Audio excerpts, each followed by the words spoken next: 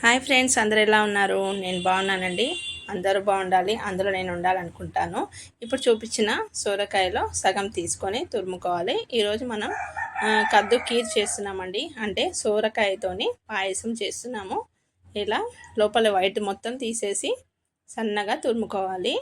మందమైన గిన్నె తీసుకొని ఒక 2-3 స్పూన్ల నెయ్యి వేసి, ప్యూర్ నెయ్యి ఇంట్లో చేసింది అయితే బాగుంటుందండి, వేసేసి ఈ సొరకాయని తురిమింది వేసుకొని సిమ్లో పెట్టి ఒక 10-15 నిమిషాలు అయితే బాగా ఫ్రై చేయాలండి. అంటే ఇప్పుడు నెయ్యిలోనే మనం ఈ సొరకాయ తురుముని బాగా ఉడికించాలి. ఇది బాగా కలుపుతూ మధ్య మధ్యలో ఒక 10-15 మినిట్స్ అయితే ఉడికించాలి ఫ్రెండ్స్. ఈ పాయసం చాలా బాగుంటుంది, హెల్త్ కూడా చాలా మంచిది. సొరకాయని తినమంటే ఇంట్లో ఎవరు కూడా తినరు కదండి. ఇలా చేసి పెడితే అప్పుడప్పుడు తింటారు. దీంట్లో మనం కావలసిన పదార్థాలు అయితే చక్కెర, పాలు, చిక్కటి పాలు, మలాయితోని, మరియు కొంచెం కలర్ కావాలంటే కొంచెం కలర్ వేసుకోవచ్చు, గ్రీన్ కలర్, డ్రై ఫ్రూట్స్ అండి. ఇన్ని పాలు అయితే సరిపోతాయండి మన కద్దుకి. ఇది బాగా ఫ్రై అవుతున్నప్పుడు ఇందులో ఇంకొన్ని వాటర్ వేసేసి మరి ఒక 10 నిమిషాలు అయితే ఉడికించాలండి. ఇలా దగ్గర పడాలి మొత్తం. ఆయిల్ లాగా మనకు నెయ్యి పైకి రావాలండి. అప్పుడు మనం వాటర్తో కూడా ఉడికించిన తర్వాత పాలను వేసుకోవాలి. పాలు విత్ మలాయి అండి, చిక్కటి పాలు, మలాయి కూడా ఉంటుంది, దాంతో టేస్ట్ వస్తుంది. కావాలి అంటే మిల్క్ మేడ్ కూడా వేసుకోవచ్చు, మేమైతే వేయట్లేదు.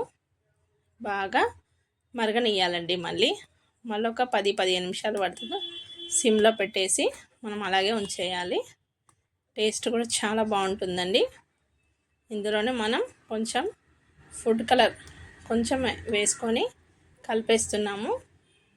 హెల్త్కి చాలా మంచిదండి ఇది. ఇలా మధ్య మధ్యలో కలుపుతూ దగ్గర పడేలాగా ఫ్రై చేసుకోవాలి, కలుపుతూ ఉండాలి. డ్రై ఫ్రూట్స్ని కూడా ఇంకో పక్కన మనం ఫ్రై చేసుకొని నెయ్యిలో ఫ్రై చేసి పెట్టుకున్నాం కదండి, అవి కూడా వేసుకోవాలి. ఇది ఆల్మోస్ట్ మనకి ప్రిపేర్ అవుతుంది. అప్పుడు మనం చక్కెర వేసుకోవాలండి. ఎవరికి ఎంత చక్కెర తీపి సరిపడా వేసుకోండి. ఎక్కువ తినే వాళ్ళైతే ఎక్కువ వేసుకోండి, తక్కువ అయితే తక్కువ వేసుకోవచ్చు.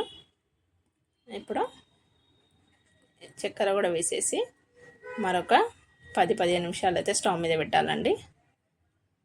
ఇలా మరొక సైడ్ మనం ఇంకో గిన్నెలో కొంచెం 1 స్పూన్ అంత నెయ్యి వేసి డ్రై ఫ్రూట్స్ అన్నిటినీ ఫ్రై చేసుకుందాం.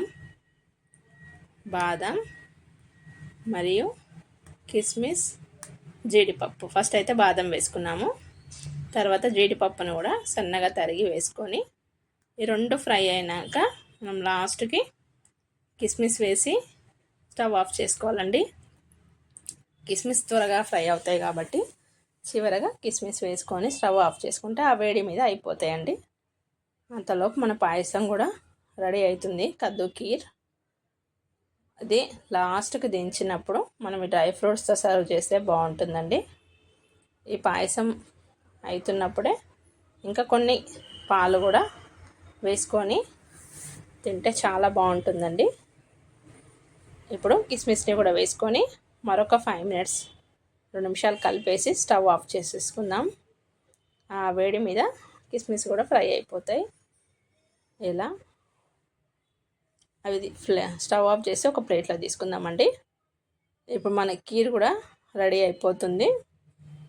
ఒక బౌల్లో తీసుకొని డ్రై ఫ్రూట్స్ వేసి గార్నిష్ చేద్దాం.